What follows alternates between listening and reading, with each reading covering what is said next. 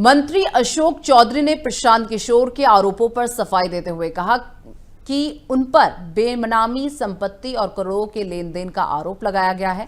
साथ ही कहा कि अगर सबूत है तो कोर्ट में पेश करें। और क्या कुछ कहा, सुनिए।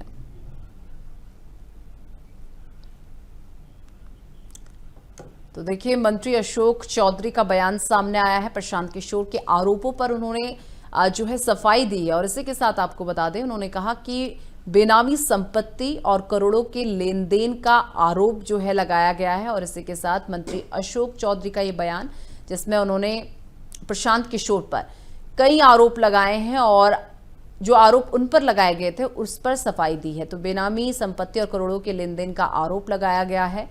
और इसी के साथ आपको बता दें कि मंत्री अशोक चौधरी का बयान सामने आया है।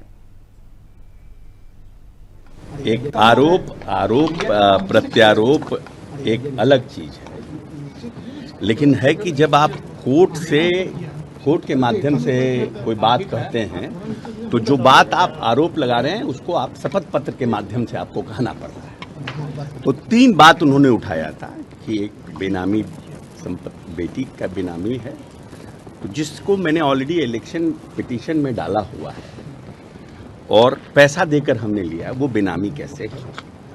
दूसरा है कि उन्होंने कहा कि करोड़ों का लेन देन अकाउंट में है, तो अकाउंट नंबर बताएं।